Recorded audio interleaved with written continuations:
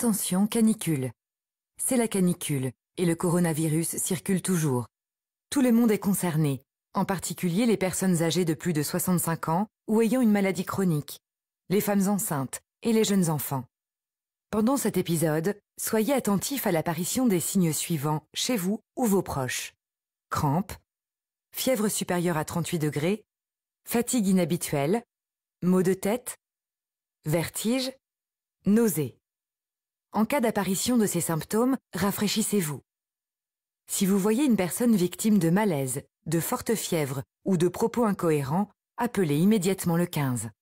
Et malgré la chaleur, continuez de respecter tous les gestes barrières contre le coronavirus. Pour plus d'informations, appelez le 0800 06 66 66.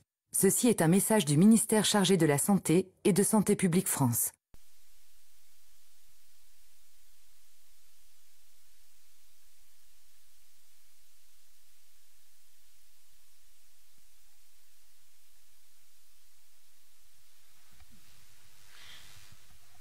Les ténèbres ont reculé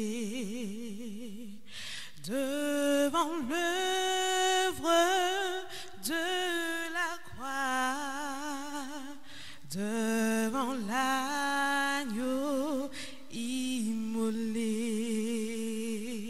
qui s'est sacrifié pour moi. Les ténèbres ont reculé devant l'œuvre de la croix, devant l'agneau immolé qui s'est sacrifié pour moi. Que le faible dise, je suis fort. Que le pauvre dise, je suis riche. Que l'aveugle dise, je peux voir ce que Jésus a fait pour moi. Que le faible dise, je suis fort. Que le pauvre dise, je suis riche. Que l'aveugle dise, je peux voir ce que Jésus a fait pour moi. Hosanna, Hosanna à l'agneau immolé. Hosanna, Hosanna, Jésus est ressuscité. Que le faible dise, je suis fort. Que le pauvre dise, je suis riche. Que l'aveugle dise, je peux voir ce que Jésus a fait pour moi. Hosanna, Hosanna à l'agneau immolé. Hosanna, Hosanna,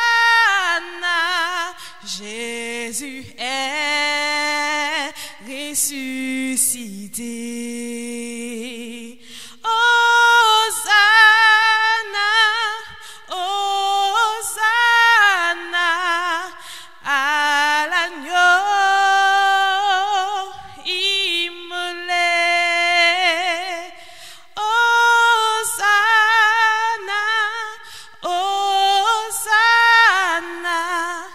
Jésus est ressuscité.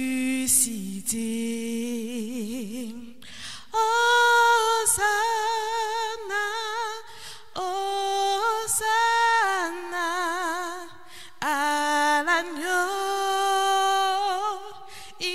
immolé. Hosanna, Hosanna.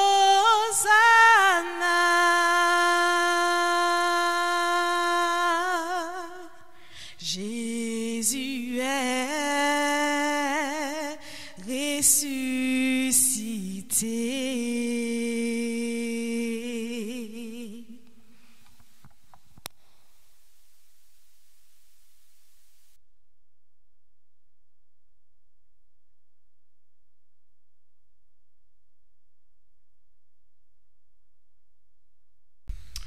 Bonsoir à tous, chers frères et sœurs, Église de la Brousse, et toutes celles et ceux qui nous regardent en ce moment. Que la grâce et la paix vous soient données de la part de Dieu, notre Père, et du Seigneur Jésus-Christ. Alors aujourd'hui, ce soir, nous allons parler de choses très actuelles, si on peut le dire comme cela. Et le titre de ce message est le suivant: Et si c'était ton enfant? Et si c'était ton enfant? Mais avant toute chose, nous allons fléchir les genoux et nous allons prier.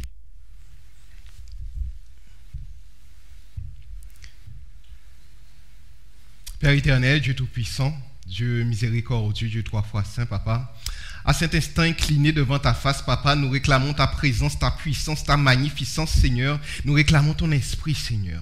Permets que tu puisses nous assister, que tu puisses nous diriger, nous conduire dans la vérité, afin que tout ce qui sera dit, Seigneur, vienne directement de toi, que tu puisses mettre les mots sur mes lèvres, Seigneur, dans mon esprit, Seigneur, afin que la chair ne puisse avoir aucun mot à dire, Papa, mais que tout soit fait par ton esprit, Seigneur. Merci, Seigneur, de toucher les cœurs, Seigneur. Merci de pénétrer dans les foyers, Seigneur, de renverser toute autorité qui ne vienne pas de toi, et que tu puisses faire le travail, Seigneur, dans nos foyers. Nous t'avons prié au nom de ton Fils Jésus et pour ta gloire éternelle. Amen.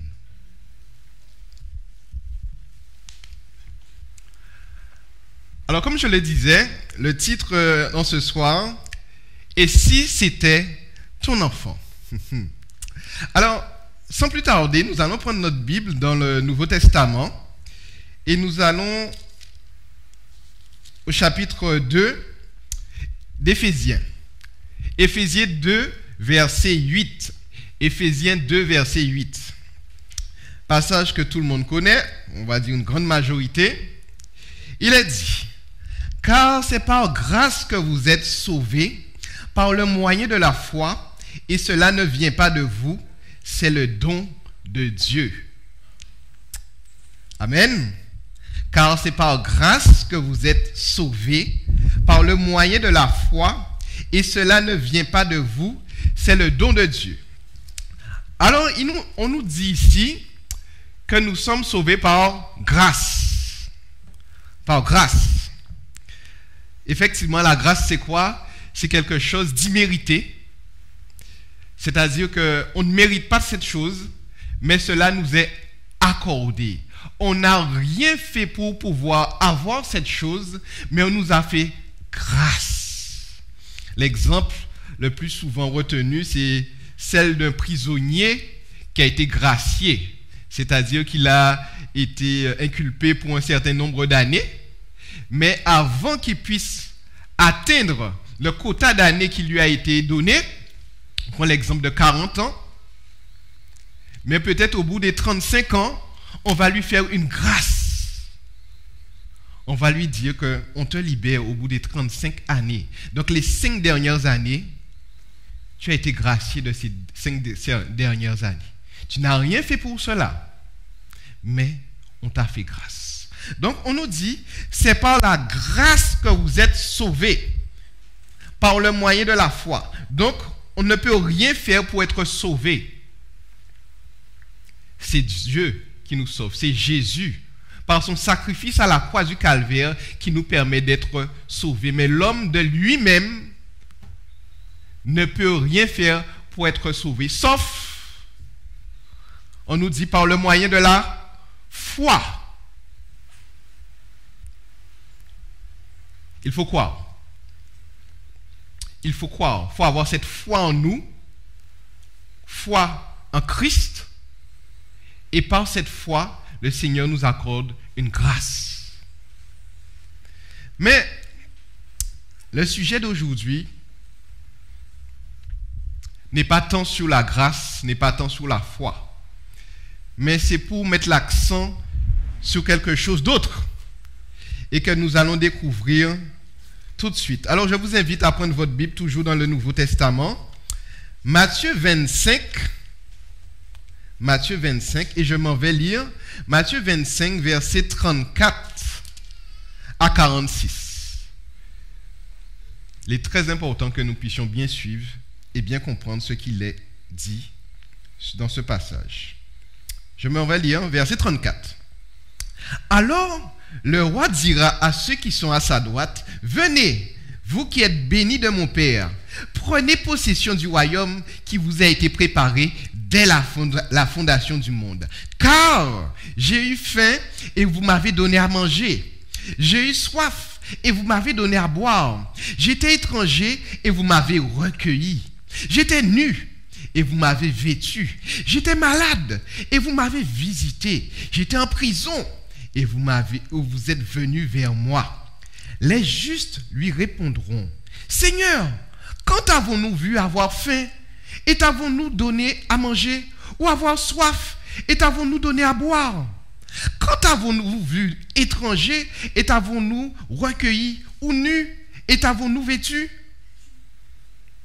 Quand avons-nous vu malade ou en prison et sommes-nous allés vers toi? » Et le roi leur répondra, « Je vous le dis en vérité, toutes les fois que vous avez fait ces choses à l'un de ces plus petits de mes frères, c'est à moi que vous les avez faites. » Amen.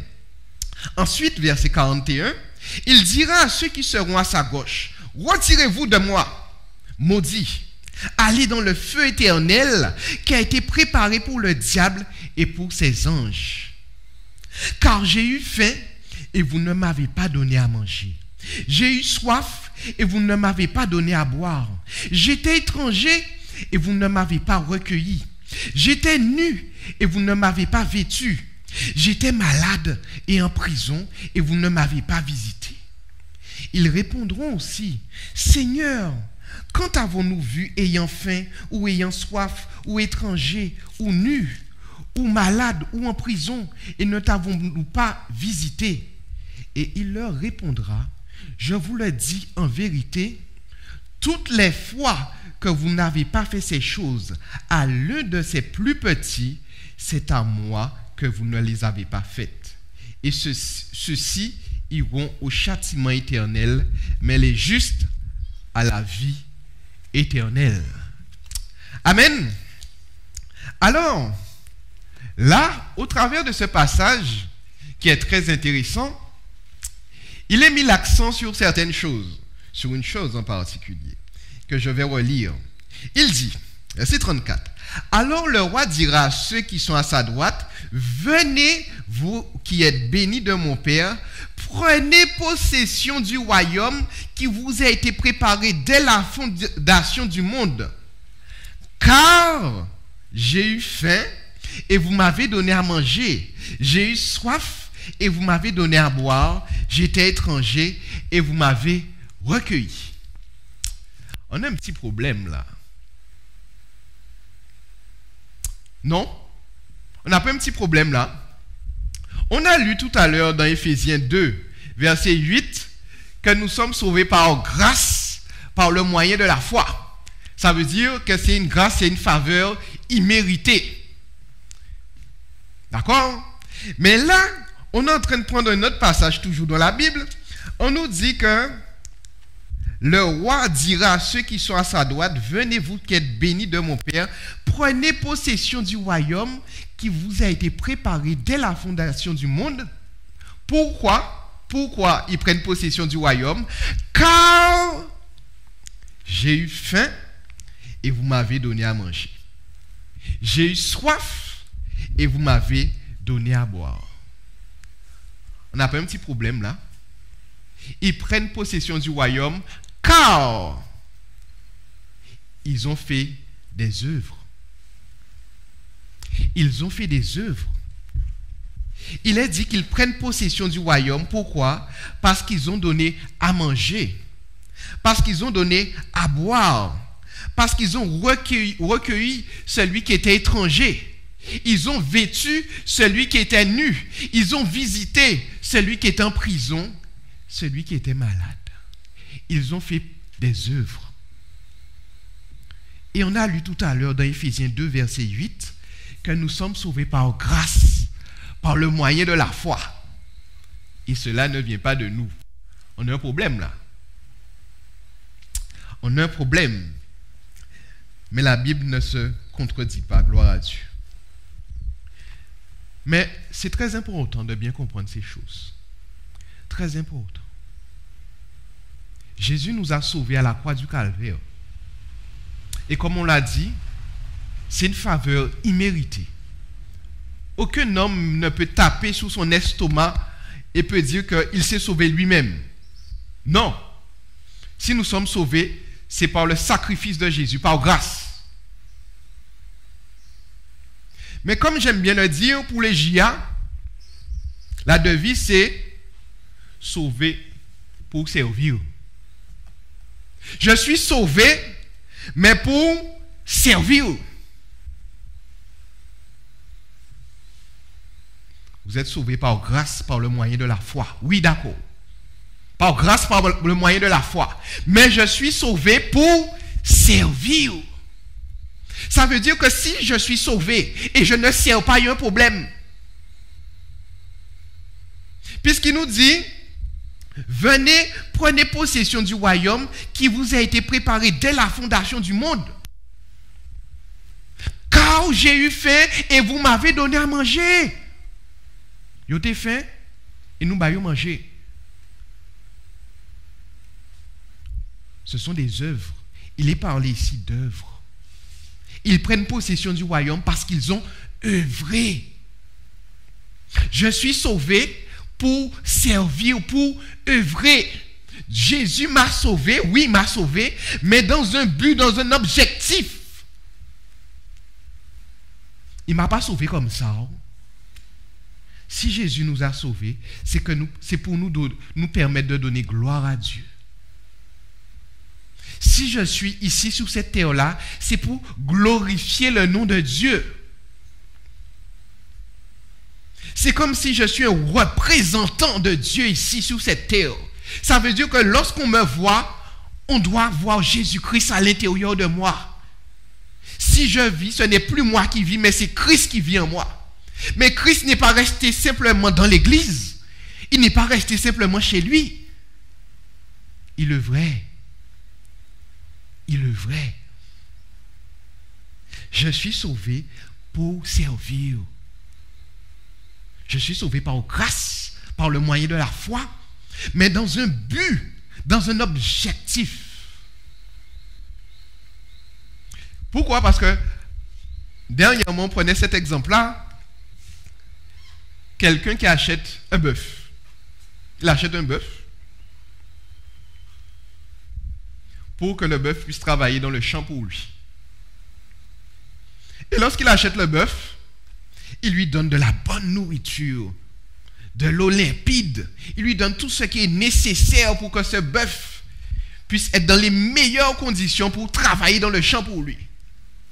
Et lorsqu'il lui a donné tout ce dont le bœuf avait besoin, le bœuf là dit pas travail. Il dit, mais là où tu m'amènes là, il y a de la boue, c'est boueux, si les conditions sont difficiles et tout, il y a du vent, il y a des bêtes. Le bœuf là dit pas travail.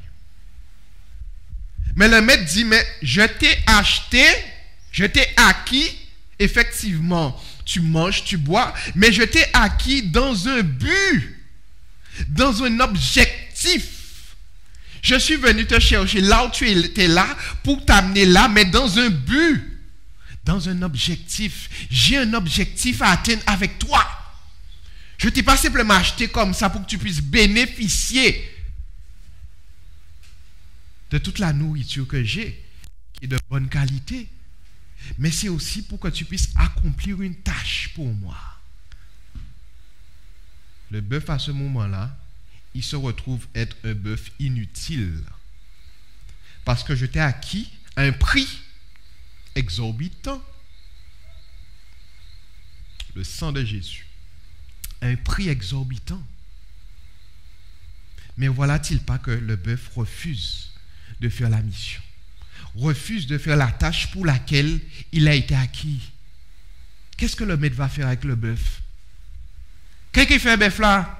Bœuf là qui a refusé de travail et il a acheté pour ça. Il y a un problème. Il y a un problème. Les frères et sœurs, tout un chacun.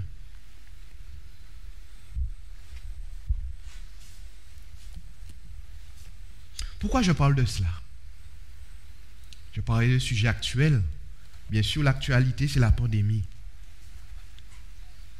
Coronavirus. Comprenons-nous bien. Satan a frappé. Il a frappé fort. Il y a beaucoup de morts. Au point même que les églises sont fermées. Je ne sais pas si on se rend compte de cela. Spirituellement parlant, c'est grave. Une église qui est fermée. Spirituellement parlant, c'est très grave. Une église qui est fermée. Au point même que les églises soient fermées. Satan est passé à un autre niveau. Qu'en est-il de nous?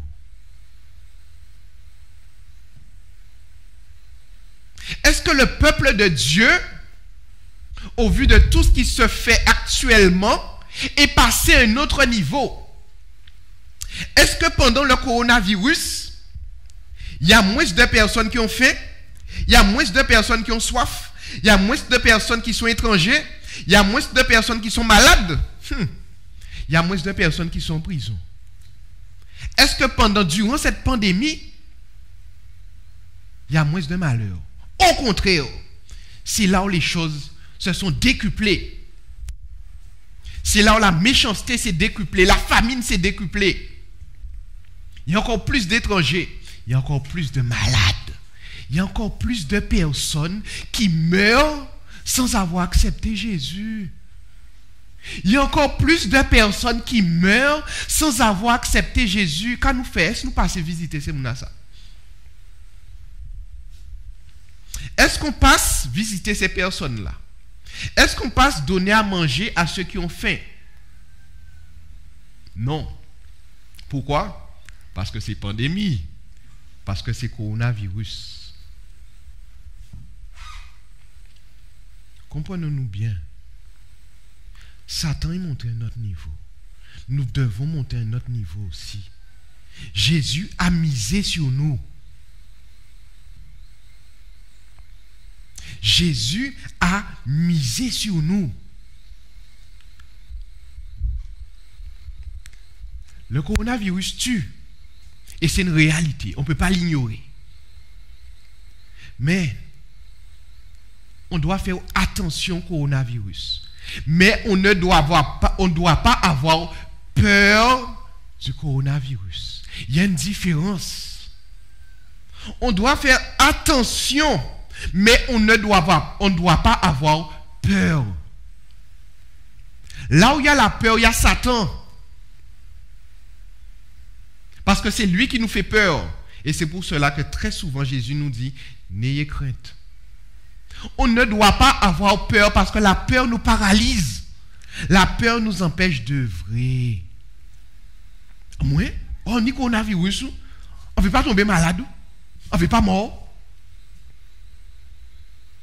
Il faut bien comprendre cela. On doit respecter les autorités. On doit respecter les gestes barrières. Tout ce qu'on nous dit, on doit respecter cela. Mais ce n'est pas pour autant qu'on doit mettre la mission de Dieu à côté. Au contraire, c'est à ce moment-là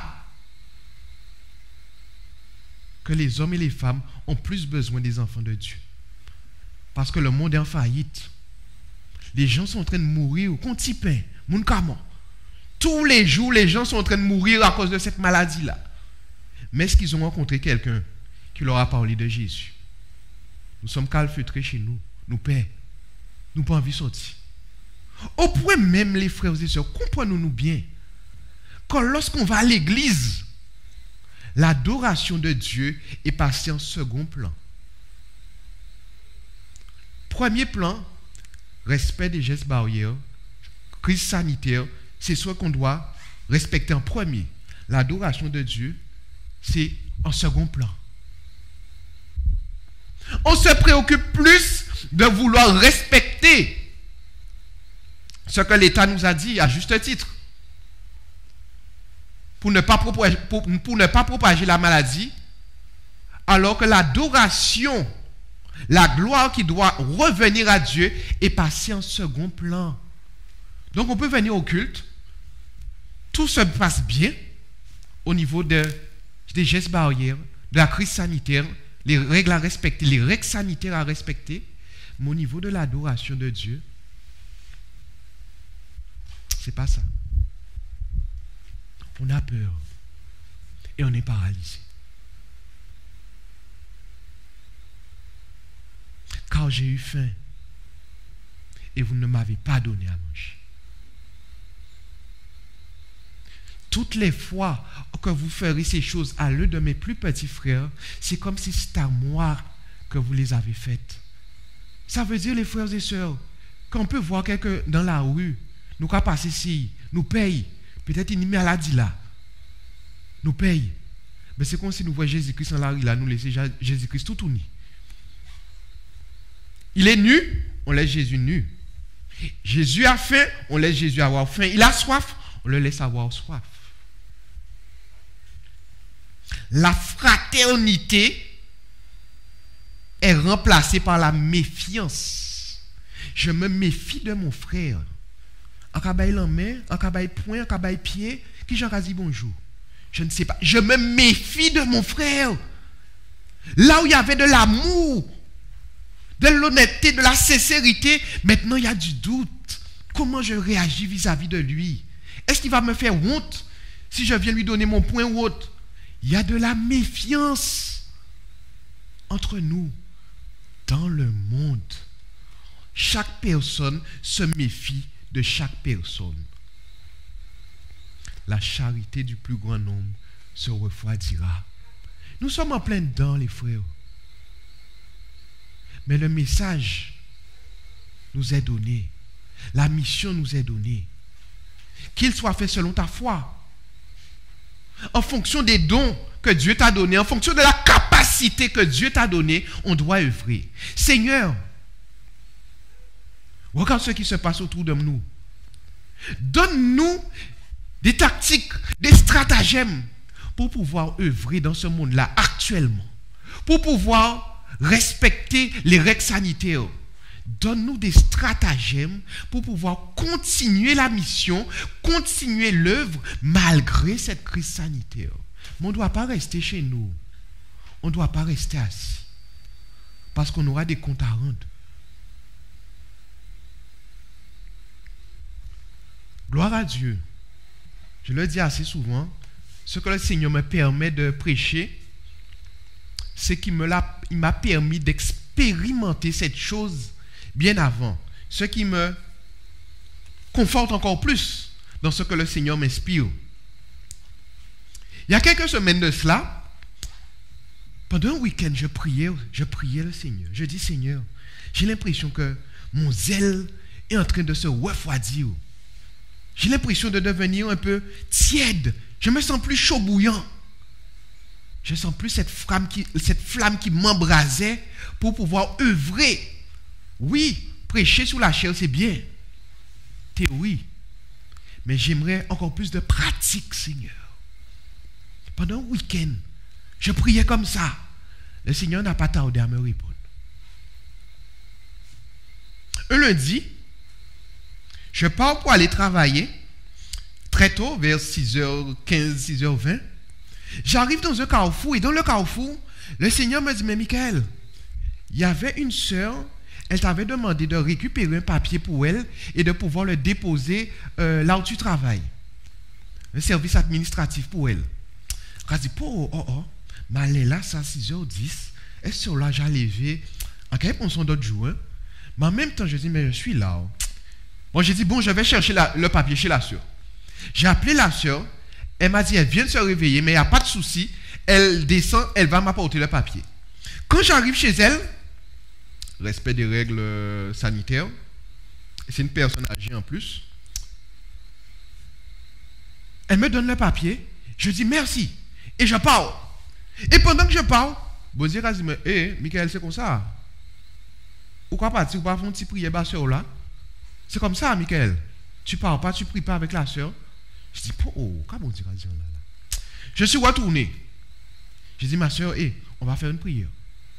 Et j'ai commencé à prier pour la soeur. Pendant qu'elle priait, pendant que je prie, le Seigneur m'a dit, impose les mains sur elle. Je dis, wow. J'ai imposé les mains. Et j'ai continué à prier. Et à la fin, elle-même, elle a prié pour moi. Et vous savez, quand vous sentez une telle ferveur dans la prière, ça vous embrase. À la fin de la prière, on s'est salué mutuellement l'un et l'autre, on s'est pris dans les bras. Parce qu'on sentait un amour fraternel. Le Seigneur a réchauffé notre cœur. Et je l'ai quitté. Pendant que je pars, je vais toujours dans mon travail, je rencontre un jeune homme qui marche à côté. C'est un jeune homme qui, pendant un certain temps, a suivi l'évangile, mais qui a quelque peu abandonné. Je le rencontre sur le bord de la route. Et je lui dis, comment vas-tu? Mais pendant que je parle, il y a une voiture qui arrive derrière moi. Je dis, bon, on se verra après. On va accélérer. Le Seigneur me dit, Michael, c'est comme ça alors. On dit, mais il est même. J'étais obligé de me mettre à côté, sur le bas-côté, et j'ai attendu que le jeune homme vienne au niveau de la voiture. Et à ce moment-là, j'ai commencé à parler avec lui. Je lui ai dit, où tu vas? Il m'a dit, je vais au dispensaire. Je lui ai dit, baquez, pas de problème. Il est monté dans la voiture. Et à ce moment-là, il a commencé à me raconter tous ses problèmes, tous ses soucis. Pourquoi pendant la période de la pandémie, le confinement, on ne s'était pas vu. J'ai aucune idée de ce qu'il est devenu. J'ai plus d'informations sur mes frères et sœurs, sur les amis. Le Seigneur m'a dit, là, tu prendras le temps. Et à ce moment-là, on a parlé. Il m'a dit, Michael, on a volé mon téléphone. Il a pété balle 6 mois aussi. Je dis, bon, tout ça m'est arrivé. Est-ce que tu as remercié le Seigneur? Tu es encore vivant. Arrivé devant le dispensaire, j'ai prié pour lui. Et je lui ai demandé de prier, de remercier le Seigneur qui soit encore vivant. Et il a prié aussi. Et là, je ne suis pas aussi, mais une joie dans mon cœur, parce que je me sens utile. Je sens que je suis dans l'œuvre de Dieu, dans la mission. J'arrive au travail. Bon Dieu, c'est mon beau fini. Michael, tu n'as pas encore fini. J'arrive très tôt, vers 6h30, 7h moins. Le Seigneur me dit, tu vas appeler des frères et sœurs. Et là, j'ai appelé un frère qui est en France. Et là, j'ai pris de ses nouvelles. Longtemps pour t'entendre parler d'elle. Coronavirus, confinement. On a peur. On ne s'entend plus. On ne visite plus. Le Seigneur m'a dit, prends des nouvelles. Et j'ai parlé avec lui. Et à la fin, on a prié. Pendant un certain temps, j'ai appelé les frères et sœurs comme ça. Et à chaque fois que j'appelais, je priais avec eux. Lorsque midi est arrivé, l'heure du repas, je sors du travail. Je travaille dans la zone de Dotémar, les Abîmes. Et je vais près du complexe du cinéma. Il y a un cinéma là. Et je vais dans le parking. Là, je me mets sous un arbre. Je mets la voiture sous un arbre.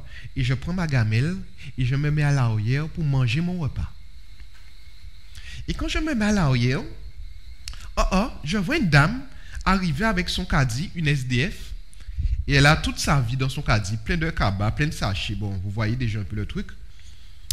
Elle arrive et elle met son caddie devant la voiture. Elle est devant moi. Et en plus, la dame prend, je la vois, elle cherche quatre poches. Et elle met les 4 poches derrière les roues du caddie pour bloquer le caddie. Comme si c'est la même qui est installée devant moi. On dit, quel même là. Donc je suis là. Ma gamelle est dans mes mains. Je vais manger mon repas. Et il y a une SDF, une personne en difficulté, qui par définition n'a pas de quoi manger, n'a pas de quoi boire. Elle est devant moi là comme ça. Regardez ça. Je ne peux pas manger devant madame là. Mais je ne peux pas manger devant la dame. La dame est en difficulté, elle a faim. Mais c'est bon. J'ai dit, mais non, je ne peux pas faire ça. Elle dit, tout ce que le Seigneur m'a déjà permis de faire ce matin, j'ai déjà compris ce que le Seigneur veut que je fasse. J'ai fermé la gamelle, en plongé derrière madame là. Et à ce moment-là, j'ai commencé à lui parler de Dieu, de l'amour de Jésus. J'ai commencé à lui parler, à prêcher pour elle. Mais j'ai remarqué quand même que la dame ne parlait pas. Elle me répondait avec des signes. Par les signes, je comprenais un peu ce qu'elle voulait me dire. Mais elle ne parlait pas. Elle répondait par des signes ou autres. Donc, j'ai continué à lui parler. Et à un moment donné, je lui ai dit, madame, est-ce que vous souhaitez que je puisse vous offrir un repas? Elle m'a fait signe, oui. Je dis, mais il n'y a pas de souci. Alors, tout de suite, j'ai regardé dans la zone, près du cinéma, il y a un fast-food, je ne vais pas donner le nom. Il y a un fast-food. J'ai dit, je reviens, restez là. Et je me suis pressé pour aller acheter à manger dans le fast-food. Mais pendant que je marche, je vais au fast-food. En cas, mais Michael, vous même pas manger fast-food encore. Ou végétarien, pas manger ces bitères ça. Ou que acheter un fast-food par madame là. Mais en même temps, je vois qu'il n'y a que ça là. Je dis, mais c'est pas grave. Madame là en difficulté, sans que baille prend. J'arrive dans le fast-food. Le fast-food est bondé. Et en plus, j'avais oublié mon masque. On ne peut pas rentrer. Donc, je retourne à la voiture. Je vais prendre mon masque. Et j'ai dit, non, je vais aller ailleurs. J'ai dit à la dame, restez là, je reviens, madame. Restez là, je reviens. Et je suis monté dans la voiture. J'ai prié le Seigneur. J'ai dit, Seigneur, conduis-moi à un endroit où je peux acheter une nourriture correcte pour ton enfant. Le Seigneur m'a amené dans une boulangerie. Mais une boulangerie UP. Je ne vais pas donner le nom non plus. Dans la zone. Une boulangerie UP où les prix sont UP aussi. Lorsque je suis rentré dans la boulangerie, j'ai acheté un sandwich pour la dame. J'ai acheté un sandwich pour moi. J'ai acheté un jus pressé. Jus d'orange pressé, une petite bouteille. J'ai acheté une grande bouteille d'eau aussi pour elle, 1,5 litre. J'ai acheté un petit gâteau pour mon épouse. Après, j'ai acheté un pain au chocolat pour elle, un pain au raisin pour elle, et j'ai acheté un gros pain complet, et j'ai demandé à ce qu'il puisse couper le pain complet en tranches. En sortie, là, ils vont cabas. Ils vont mon cabas, un gros sachet, et ils mettent tout ça dedans. Je ne dis même pas à quel prix je suis sorti là. Mais j'avais une joie dans mon cœur. Parce que je savais que j'étais dans la mission. Peu importe, prix là, t'es payé. Mais le Seigneur me montrait que j'étais dans la mission. Il y a plus de bonheur à donner qu'à recevoir. Et là, je me suis pressé pour retourner, puisque j'avais peur que la dame puisse partir, pensant que je l'avais oublié. Donc je me presse. Et j'arrive, je vois que la dame est là toujours. Et là, à ce moment-là, je lui ai donné le cabas. Et là, regardez le cabas, elle avait un gros sachet. La dame même était surprise. Je dis, tenez, c'est Jésus-Christ qui vous le donne. Et je me suis mis dans ma voiture. Je suis en train de manger mon petit sandwich. Vous avez compris, hein, la gamelle, à mettre gamelle là à côté. Et je me suis mis à manger mon sandwich. Et j'observe un peu la dame. Et je vois qu'elle mange, elle boit et tout. Donc ça fait plaisir de voir cela. Et lorsque j'ai fini mon sandwich, j'ai dit, bon ben j'y vais, je retourne à mon travail. Oh bon Dieu, il m'a dit, oh Michael, beau fini. Je dis, oh. Le Seigneur m'a dit, retourne près d'elle encore. Je suis descendu de la voiture. Je suis retourné près d'elle encore. Et en plus, pendant que j'étais près d'elle, vous imaginez bien qu'on est dans un parking. L'auto a passé à gauche, à droite. Et tu es en train de parler pour une SDF. Donc tout le monde te regarde. Il ne faut pas honte. Au point même qu'il y avait une voiture de police. Ils faisaient une patrouille.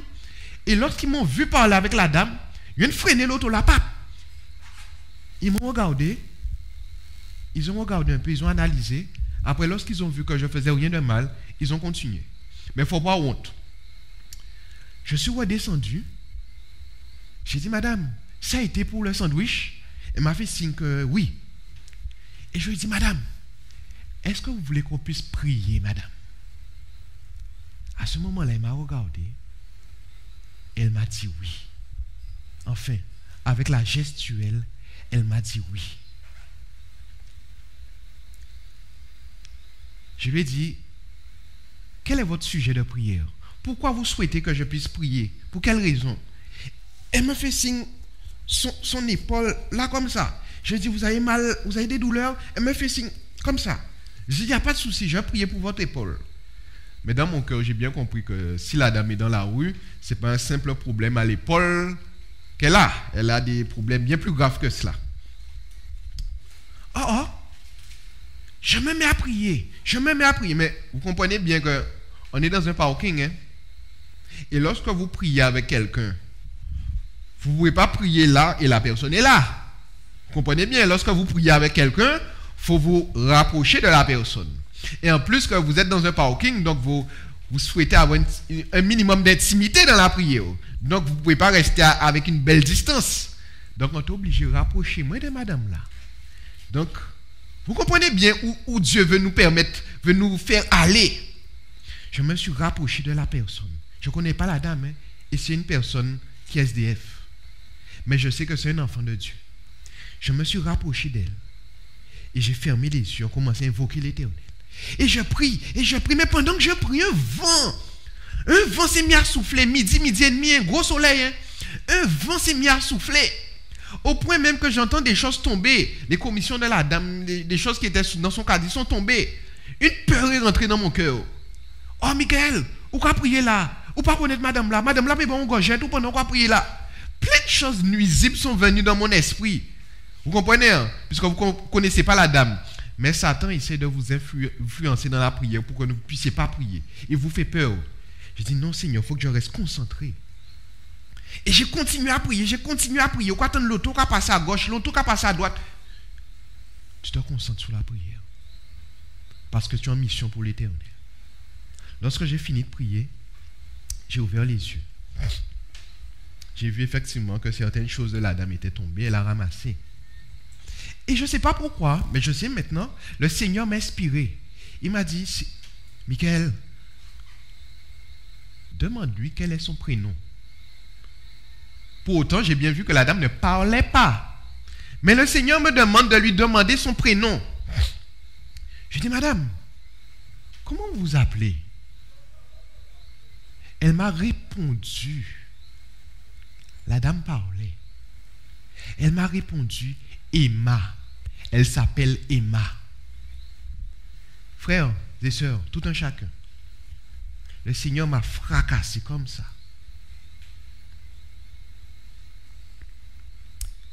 J'ai une fille. Et ma fille s'appelle Emma. Et si c'était ton enfant? Et si c'était ton enfant? La dame porte le même prénom que ma fille. En l'espace d'un instant, le Seigneur me fait comprendre que, et si c'était ta fille qui était là? Qu'aurais-tu fait? Toi qui nous écoutes, si c'était ton enfant, qu'est-ce que tu aurais fait?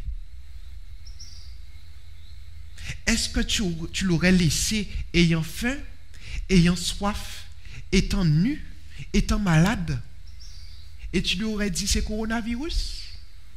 Lorsque la pandémie sera partie, je viendrai à ton secours. Et si c'était ton enfant? Le Seigneur m'a fracassé. Parce qu'il me fait voir que, voici, c'est ton enfant qui est là. Imagine que c'est ton enfant. Mais lorsque je dis imagine, avec tous les sentiments qui y vont, pas simplement le fait de voir, mais le Seigneur me permet de ressentir la chose. Si tu n'avais pas mis la gamelle à côté, tu serais passé à côté de ton enfant. Et tu aurais continué à manger devant ton enfant qui a faim, qui a soif. Pourquoi? Parce que tu dis que c'est pandémie, tu dis que c'est coronavirus, donc j'ai peur, je reste assis. Qu'est-ce que Jésus aurait fait en 2020? C'est une question individuelle que tout un chacun nous devons nous poser. Et certainement, le Seigneur nous donnera la réponse. Si Jésus était là physiquement en 2020, comment aurait-il réagi face à toutes ces choses, face à ces enfants qui sont en difficulté? Le diable est monté un niveau. Nous devons monter un niveau aussi. Parce que le Seigneur a misé sur nous. Car toutes les fois que vous ferez ces choses à l'un de mes plus petits frères, c'est comme si c'est à moi que vous les ferez. Le Seigneur est en train de me faire comprendre que, voilà, tu ressens des choses parce que tu as su qu'elle s'appelle Emma et ça t'a fait penser à ta fille. Mais tous celles et ceux qui sont dans la rue, ce sont mes enfants. Et moi, ça me fait de la peine de les voir dans cette situation. Et il n'y a personne pour leur donner à manger. Il n'y a personne pour leur donner à boire. Si c'était ta fille, Michael, tu serais content qu'il y ait quelqu'un pour lui donner à manger, pour lui donner à boire, pour prêcher l'évangile pour elle, pour prier pour elle. Tu serais content qu'il puisse avoir quelqu'un pour faire cela. Toutes celles et ceux qui sont autour de toi, ce sont mes enfants. Qu'est-ce que tu fais? Et si c'était ton enfant, tu aurais remis à plus tard? Tu aurais dit à ton enfant, non, aujourd'hui je ne peux pas, parce qu'on est limité. On doit obéir aux autorités. On doit faire très attention. Mais ce n'est pas pour autant qu'on doit mettre la mission de Dieu à côté. Au contraire, c'est là où il y a encore plus de travail. C'est là où les hommes et les femmes sont encore plus assoiffés dans la famine, nus, étrangers, en prison. Je dis, waouh! Lorsque le Seigneur m'a permis de comprendre, une flamme est rentrée en moi. Je me suis senti embrasé. Mais alors, commencer à prêcher, madame là. Je dis, madame, ma fille s'appelle Emma comme vous, madame. Ma fille s'appelle Emma et je lui ai donné Emma pour Emmanuel, Dieu avec nous. Vous n'êtes pas n'importe qui, madame. Vous devez prier, madame. Vous devez chercher l'Éternel. On commence à prêcher, madame là. Mais une flamme est rentrée en moi. Je me suis senti embrasé, poussé à un moment là, ça ne pas regarder bita Jezba, ou pas regarder bita à 10, ou pas regarder ça. Parce que tu te sens, l'esprit te pousse à. L'esprit te pousse à, et tu sais que les 16 anges sont autour de toi, la bénédiction, la protection de l'Éternel et sur toi parce que tu es dans la mission. Tu es dans la mission. Je me suis senti touché profondément. Au point même que j'avais même pas envie de quitter la dame. Parce que le Seigneur me fait voir que si je quitte, comme si je quittais la dame, mais c'est ma fille que je quitte là. Et je quitte la dame, je vais travailler, mais elle, je ne sais pas qu'est-ce qu'elle va devenir. Et le Seigneur me dit, mais c'est comme ça pour tous mes enfants qui sont dans la rue, tous celles et ceux qui sont malades, toutes celles et ceux qui sont en prison, toutes celles et ceux qui sont nus, ils n'ont pas de quoi se vêtir. Je dis, oh. Le travail est immense, la moisson est grande, mais il y a peu d'ouvriers. La charité du plus grand nombre se refroidira. Et si c'était ton enfant, qu'est-ce que tu aurais fait? On a tant de personnes qui sont à la maison, les personnes âgées. Il n'y a pas ni Zoom, il n'y a pas ni WhatsApp, il n'y a pas ni ça. Comment ils font pour garder le lien si on ne passe pas les visiter? On doit respecter les règles barrières, les règles sanitaires, oui. On doit faire très attention. Mais on doit demander à Dieu de nous susciter des stratagèmes, des techniques pour pouvoir continuer la mission tout en nous protégeant, tout en respectant les autorités. Sachant que tôt ou tard, on arrivera à un point, il ne faut pas dire ça fort, mais tôt ou tard, on arrivera à un point où, comme Pierre l'a dit, il est préférable d'obéir à Dieu plutôt qu'aux hommes. Mais nous ne sommes pas encore là. Enfin, c'est moi qui le dis. Mais on doit bien comprendre cela. La fraternité est en train de se refroidir. Les églises sont encore fermées pour certaines. On doit réagir, non pas par la chair, mais par l'esprit. Dieu nous a donné une mission. L'évangile doit être prêché encore plus qu'hier. Nos enfants sont dans la rue et il n'y a personne pour les ramener à la bergerie. Ils sont en pillage. Et nous, on est calfeutrés, on a peur. Seigneur, oui, j'ai peur. Mais donne-moi la force.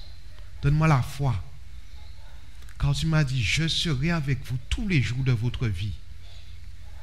Tu nous as donné des affirmations, des confirmations que tu es avec nous. Tu nous as déjà prouvé cela maintes et maintes fois. Seigneur, fortifie-moi. Je ne veux pas refroidir. Je ne veux pas devenir froid. Je veux rester chaud bouillant pour toi, papa. Parce que tu m'as donné une mission. Et je sais que ça te fait de la peine de voir tes enfants comme cela. Le Seigneur m'a permis de ressentir peut-être 1/10 de ce qu'il ressent. Et ce 1/10 que j'ai ressenti, ça m'a fait tellement de mal. Il m'a dit, Michael, et si c'était ton enfant, qu'aurais-tu fait? Si c'était ton enfant.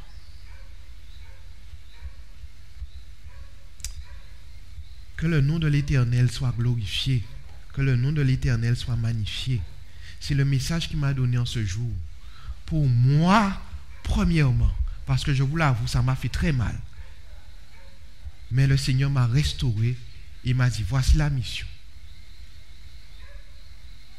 Que ce soit un message pour tout un chacun. Oui, il y a des morts. Oui, ça fait extrêmement mal dans ce monde. Oui, il y a les règles sanitaires à respecter. Mais il y a la loi de Dieu. Il y a la mission de Dieu qui est au-dessus de tout et qui nous permettra de faire la mission tout en respectant les règles sanitaires. Mais nous devons avoir la volonté et nous devons demander au Seigneur de retirer la peur. Ce n'est pas le coronavirus qui risque de nous tuer, mais c'est la peur.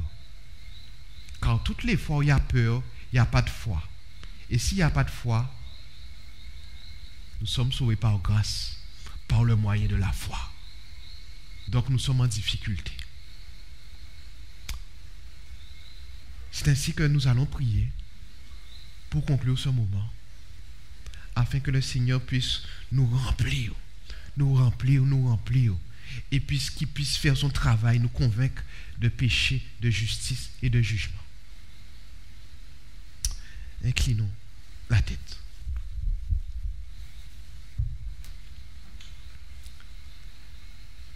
Père éternel, Dieu Tout-Puissant, merci encore pour toutes les expériences que tu nous permets de passer à tout un chacun, papa. Merci pour cette réalité, Seigneur, que tu nous permets d'être confrontés jour après jour, Seigneur. Non pas la réalité du monde, mais la réalité du ciel, papa. Comment tes enfants sont en difficulté et que tu as misé sur nous, papa. Tu as misé sur nous, Seigneur, pour que nous puissions relever le défi, papa. Tu as misé, Seigneur, sur nous, Seigneur, pour un homme, Seigneur. Qui sommes-nous, Seigneur? Mais tu as confiance en nous, Seigneur, afin que nous puissions, Seigneur, aider ces Seigneurs, toutes celles et ceux qui sont en difficulté, ceux qui ont faim, ceux qui ont soif, ceux qui sont nus, ceux qui sont étrangers, ceux qui sont malades, ceux qui sont en prison, papa. Tu as misé sur nous, Seigneur, afin que nous puissions hériter de ce royaume, Seigneur. Nous sommes sauvés par grâce, par le moyen de la foi, papa. Mais si tu nous as sauvés, Seigneur, c'est pour que nous puissions élever et glorifier ton Saint-Nom, papa. Nous te demandons à cet instant, Seigneur, si tu vois qu'il y a de la peur dans les cœurs, dans les foyers, papa, si tu vois qu'il y a de la crainte, papa, nous te demandons dans le nom de Jésus-Christ de Nazareth, Seigneur, que tu puisses briser toute peur, que tu puisses briser toute chaîne que l'ennemi a mis, Seigneur, pour nous, sur nous, Seigneur, pour nous empêcher de nous lever, papa, nous empêcher d'œuvrer, papa, pour nous empêcher de faire la mission, Seigneur, que nous puissions crier à toi, Seigneur, afin que tu puisses nous donner des techniques, des stratagèmes, Seigneur, des tactiques, Seigneur, pour pouvoir continuer la mission, papa, tout en respectant, Seigneur, les règles sanitaires, papa, tout en respectant les autorités, papa. Nous crions à toi, Seigneur, car nous ne voulons pas, Seigneur, rester sur le bas-côté, Seigneur, mais nous voulons être dans la mission, Seigneur, où nous voulons travailler pour toi, papa. C'est ce que tu nous as dit, Seigneur. Et si c'était ton enfant, Michael, papa, c'est ce que tu m'as dit, Seigneur. Et je vois et j'ai vu, Seigneur, à travers tes yeux, tu m'as montré que c'est ma fille qui était là, Seigneur. Et comment si j'avais continué à manger, papa, je serais passé, Seigneur, sur ma fille et je l'aurais laissée dans cet état, papa. Car ce sont tes enfants, papa. Que tu puisses nous convaincre, Seigneur. Que tu puisses nous restaurer, nous relever, nous redresser, papa, afin que nous puissions travailler pour toi, Seigneur, et que nous puissions pas regarder à ce que nous allons perdre, papa, mais que nous puissions regarder à ce que nous allons gagner, Seigneur. Le ciel, papa, c'est ce que tu nous as promis. Encore merci pour tout ce que tu fais dans nos vies, que tu puisses nous fortifier, nous convaincre, nous diriger. Nous t'avons prié au nom de ton Fils Jésus et pour ta gloire éternelle. Amen.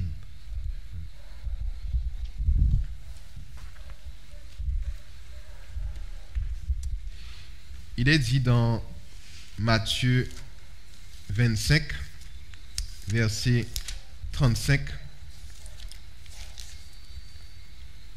Car j'ai eu faim et vous m'avez donné à manger. J'ai eu soif et vous m'avez donné à boire. J'étais étranger et vous m'avez recueilli. » Que la grâce du Seigneur Jésus-Christ repose sur notre esprit. Amen.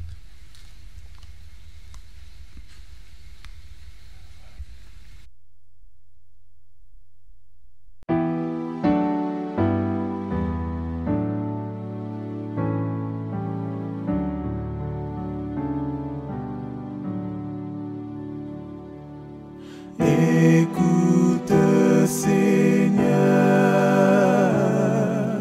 reçois notre prière.